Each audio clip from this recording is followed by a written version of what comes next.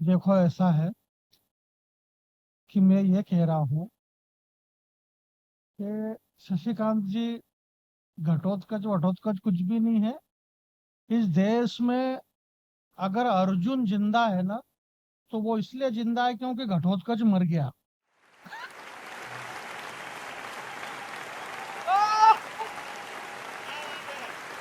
मैं आपसे एक बार भी ये नहीं कहूंगा। मैं पहली बार अवध में आया हूँ। 5-10 बार इन्होंने कह दिया है कि पहली बार अयोध्या आया है। पहली बार आया था भाई, इसमें मेरी क्या गलती? मेरे को बुलाया ही नहीं तो मैं नहीं आया। भाई मैं कोई जबरदस्ती थोड़ी आऊं। है? दूसरी बात, अब इनको कौन समझाए कि देखो ऐसा रहता है कि जो बड़ा आदमी होता है उसको बुलाने के लिए बहुत मेहनत और खर्चा करना पड़ता है।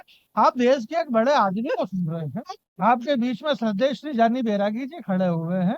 इसलिए आप ऐसा कुछ नहीं, मैं आपको परेशान नहीं करूंगा कि ताली बजाओ और हाथ खड़े करो और नीचे करो और ये करो, और उससे क्या फर्क पड़ रहा है? आपके हाथ आपकी मर्जी पड़े वहीं रख दो, उससे कोई फर्क नहीं पड़ रहा। ताली बजाओ और नहीं बजाओ उससे क्या लेना देना। माल ओरिजिनल होगा तो मार्केट में अपने आप बिकेगा। विज्ञापन की क्या जरूरत है यहाँ पे कि ये करो वो करो। हाँ? बढ़िया जानी। मैं लल्लू राम जी हमारे सांसद महोदय, इनको इस बात के लिए धन्यवाद। माइक एकदम प्लेन कर दो, मैं गाता ही नहीं हूँ। और मैं क्यों गाऊं? मेरे को गाने की जरूरत नहीं है, मैं बिल्कुल नहीं गाता हूँ। मैं सिर्फ बोलता हूँ क्योंकि इस देश के अंदर माननीय श्री प्रधानमंत्री यशस्वी नरेंद्र मोदी जी वो बिल्कुल भी नहीं गाते हैं। योगी आदित्यनाथ जी नहीं गाते हैं। विराट कोहली नहीं गाते हैं। महेंद्र धोनी नहीं गाते हैं। अमिताभ बच्चन नहीं गाते हैं। वो जो बड़े लोग हैं वो कहाँ गाते हैं? इसलिए बड़े आदमी को गाने की कोई जरूरत नहीं है। मैं बिल्कुल नहीं गाता हूँ। आप बिल्कुल इसको प्लेन कर दो। मैं आपके सामने बिल्कुल गाने की कोशिश नहीं करूंगा। और मैं आपसे ये नहीं कहूंगा कि आप ताली बजाओ, आपके हाथ खड़े करो नीचे करो, उससे मेरे को कोई लेना देना नहीं। मैं इस बात के लिए बधाई देता हूं कि इस 25 दिसंबर के दिन श्रद्धेय श्री अटल बिहारी वाजपेयी जी के जन्मदिन पर आपने जो ये कवि सम्मेलन करवाया, हम बधाई आपको इसलिए भी देते हैं कि आपने हमारी राष्ट्रभाषा हिंदी का कवि सम्मेलन करवाया, जो कि हमारी राष्ट्रभाषा ही नहीं बल्कि हिंदी हमारी माँ भी है। और आपने हमारे माँ का महोत्सव करवाया, इसलिए भी हम आपको बधाई देते हैं। मैं आपको प्रणाम करता हूँ। इस मंच पे बहुत बड़े बड़े कवि हैं और पूरे देश दुनिया में जाते हैं। दिल्ली, बम्बई, बेंगलोर, हैदराबाद, कलकत्ता और अमेरिका, लंदन, जाने कहाँ कहाँ गए। मैं कहीं भी नहीं गया। मैं मेरे घर से सीधा यहीं आया हूँ और यहाँ से वापस मेरे घर चला जाऊंगा। नहीं, अपन 10-10 20-20 दिन इधर उधर घूमते फिरो क्या मतलब है? अपन इधर उधर घूमते फिरो और अपने घर के सामने फिर दूसरे घूमते फिरे क्या मतलब है? अपने को घर पे रहना बहुत जरूरी है। हमें हमारे घर पे रहना जरूरी है। पूरे देश में लड़ाई किस बात की थी? आप समझ ही नहीं रहे हो। कविता जी आप समझो और ये समझो कि पूरे देश में लड़ाई किस बात की है। लड़ाई इस बात की है कि आदमी को अपने घर पे रहना चाहिए।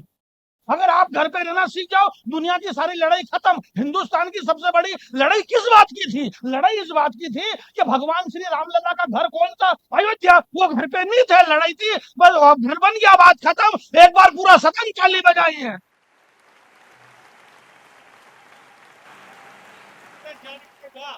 गजेंद्र प्रियांशु जी हमारे बीच में आ चुके हैं। ये कहीं भी नहीं गए थे, फिर भी आ गए। ये जहां गए थे वहां सब जाते हैं। जाना ही पड़ता है। हाँ? और जाना ही पड़ता है। बाबा तुलसी ने कहा पंच तत्व, भूजल पावक गगन समीरा, पंच तत्व देह शरीरा। 5 तत्वों से मिलकर के शरीर बना हुआ है। उसमें एक तत्व जल तत्व है। जब हमारे शरीर के अंदर जल की मात्रा बढ़ जाती है तो हमें जाना पड़ता है। तो ये गए थे, वापिस आ गए। मैं आपके बीच में एक बार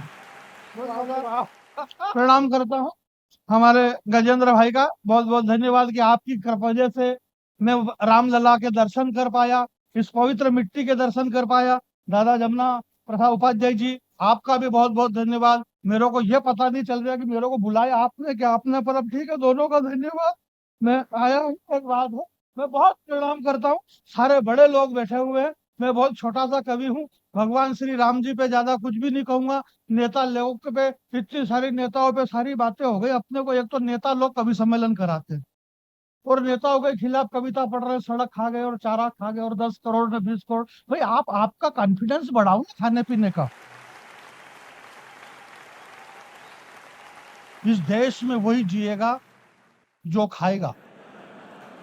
जो नहीं खाएगा वो मर जाएगा। इस देश से नेताजी सुभाष चंद्र बोस चले गए, भगत सिंह चले गए, सुखदेव चले गए, चंद्रशेखर आजाद चले गए, महात्मा गांधी चले गए। ये क्यों चले गए? क्योंकि इन्होंने कुछ भी नहीं खाया, इसलिए ये चले गए। इस देश में लालू यादव जिंदा, सुरेश कलमाड़ी जिंदा है, राजा जिंदा, गनी मौजी जिंदा। ये क्यों जिंदा है? क्योंकि इन्होंने खाया है। जो खाएगा वो जिएगा, जो नहीं खाएगा वो मर जाएगा। इसलिए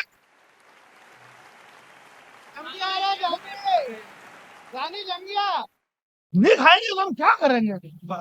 मैं पहली बार आया हूँ गजेंद्र भैया, जब पीछे गए थे जल तत्व का त्याग करने के लिए, उस समय में ये कह चुका हूँ कि मैं यहाँ पे पहली बार इसलिए आया हूँ गजू भैया, क्योंकि मेरे को पहली बार आपने बुलाया, इसलिए मैं आया। मैं फिर भी ये कहना चाहता हूँ, बहुत सहज सरल में, कवि सम्मेलन में समय बहुत कम था ऐसा बता दिया गया था, परंतु मेरे दोस्त, अरे बहुत समय, ये तो मेरे को मालूम है, पर ऐसा बताना पड़ता है कि समय कम है भाई। जो जैसा समझेगा उसको वैसा समझाना पड़ेगा। अब आप कह रहे हो मैं पढ़ा लिखा नहीं, कोट पहन लिया, इससे क्या लेना देना? आप पढ़े लिखे है ना, आपने डॉक्टर कर रखी, आपने पीएचडी कर रखी है। सरिता शर्मा जी डॉक्टर है, डॉक्टर भुवन मोहिनी जी डॉक्टर, गजेंद्र प्रियांशु जी ये डॉक्टर वो डॉक्टर, इससे क्या फर्क पड़ रहा? कर तो ये भी वही रहना जो मैं कर रहा हूँ।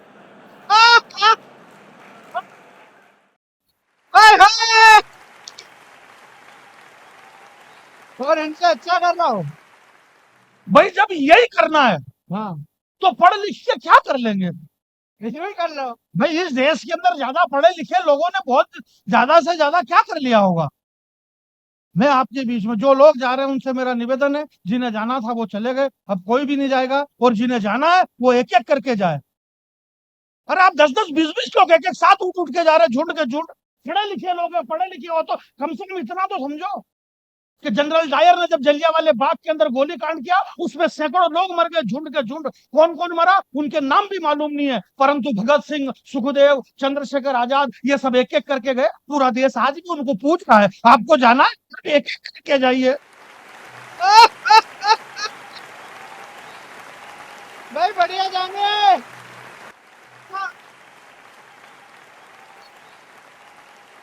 हाँ मतलब इस देश का चयन पढ़े लिखे और नहीं पढ़े लिखे से क्या लेना देना?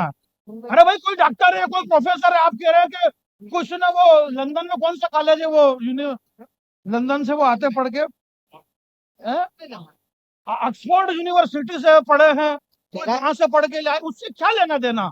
जो गुरु के आश्रम से निकला है, जिसने एक भगवा वस्त्र एक लंगोटी लपेट रखी है, उसने एक ही बात कही, तुम्हारे पढ़े लिखे किसी की हिम्मत नहीं हुई, परंतु एक बाबा ने कहा लखनऊ से निकलने वाले गुरु गोरखनाथ की पीठ से कि जो जिस भाषा में समझेगा उसको उस भाषा में समझेंगे।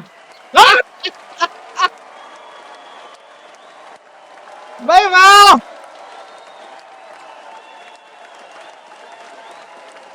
जिंदाबाद जिंदाबाद, क्या बात है। एक गुलदस्ता उधर से भी दे रहे उठा के। सोनी तू क्या कर रहा है, सो रहा है? भाई कहने का मतलब ये नहीं है, मेरे कहने का मतलब ये है कि जब कम समय है तो हम क्या है कि बहुत सारा समय तो यूं बिगाड़ देते हैं। हमारे बीच में डॉक्टर सरिता शर्मा जी दिल्ली से आई हैं, हाँ। हमारे बीच में डॉक्टर भुवन मोहिनी इंदौर से आई है, हमारे बीच में ये दादा वहां से आए हैं। ये लोगों को डाउट होता है कि यार ये वहां से क्यों आए होंगे, ये वहां से क्यों आए होंगे।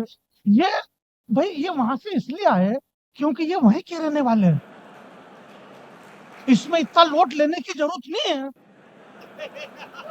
भाई आप इतनी छोटी सी बात पे इतना लोड क्यों ले रहे हो?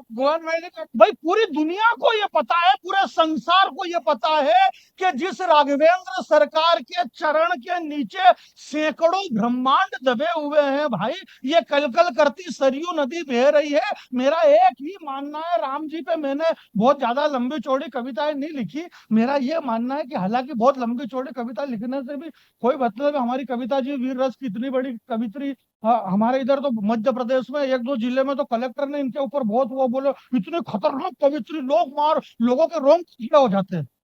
अब बात ये नहीं, ये तो अभी कवि सम्मेलन करके आ गई, लोगों के रोंगटे खड़े हो गए, ये इधर आ गए, इधर रोंगटे बैठे नहीं रहे। 10-20 दिन हो गए, बच्चे चड्डी बनियान नहीं पहन पा रहे क्योंकि रोंगटे खड़े, उनके रोंगटे बैठ ही नहीं रहे। डॉक्टर को बीमारी समझ में नहीं आ रही, बोले बीमारी काय की, बोले रोंगटे की। फट रही थी कविता जब मैं आपके रोंगटे खड़े नहीं करूंगा, फट रही थी मेरे को लगा। मैं इस तरह की कोई बात नहीं करूंगा कि जिससे आपके रोंगटे खड़े हो। क्या भैया हाँ? पहले भी आई थी। अरे पहले भी नहीं, अरे यार क्या मतलब है भाई, ये तो हमको समझना पड़ेगा ना। डॉक्टर भुवन मोहिनी जी इंदौर की, जिन्होंने पीएचडी करी, आप इनके गीत को अभी भले सुनो या ना सुनो, अपने घर में रात को सोते टाइम पे जब सुनेंगे तो आपको लगेगा कि जिसे काम ढूंढना है वो उसमें काम ढूंढ सकता है, और जिसे राम ढूंढना है वो उसके अंदर राम ढूंढ सकता है। ये हमारी सोच के ऊपर है। तो आप ध्यान से सुनो, इसके नोट लेने की क्या जरूरत है? मेरा ये मानना है कि ये बात आप यूं भी कह सकते हो कि पूरी दुनिया में अपनी अकड़ रखो। भाई साहब देखिएगा, एक पंक्ति पहली बार मंच सुनेगा, एक नई कविता सुना रहा हूँ, और अगर इसके पहले भी आपने सुन रखी है तो आप चेहरे के हाव भाव ऐसे बनाओ जैसे पहली बार सुन रहे हैं आप। क्या बात है? हाँ, ठीक है। नहीं, ऐसा सब आप क्या कर रहे हैं? एक तो क्या है कि मेरे को बाद में इन्होंने चेप दिया, कविता जी के बाद में, कविता तिवारी देश की इतनी बड़ी कवियत्री है, पूरे देश दुनिया में इसके बोल बाले हैं भैया। और अपनी बात अलग है, मुझे तो इस बात का गम है, मुझे इस बात का गम है। किस बात का? मुझे इस बात का गम है कि मेरा पेमेंट बहुत कम है।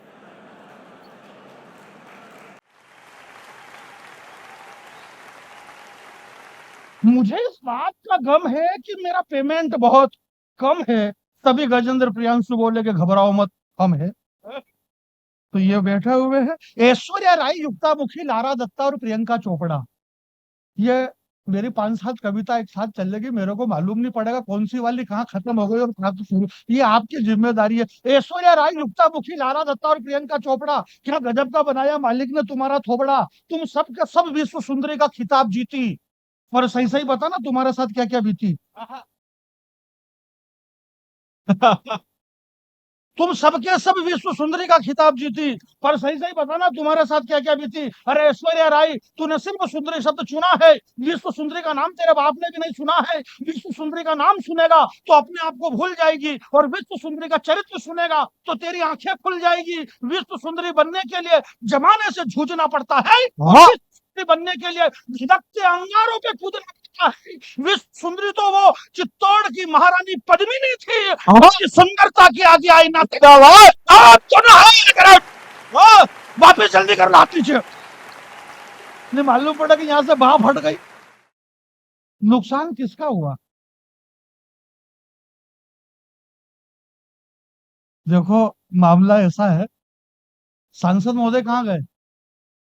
अच्छा बैठे हुए हैं ना, सारे लोग बैठे हुए। हमारे भैया कह रहे थे कि सारे राजनीति के बड़े लोग बैठे हुए हैं, भाजपा के लोग बैठे हुए हैं, भाजपा के लोग बैठे हुए हैं। अब इनको ये भी मालूम नहीं है कि भाजपा वाले ही बैठे हैं, बाकी कौन बैठा। इस देश के अंदर हम ही बैठे, और हम इसलिए बैठे हैं क्योंकि जिसने सबको खड़ा कर रखा है हमने उसको बिठाया है।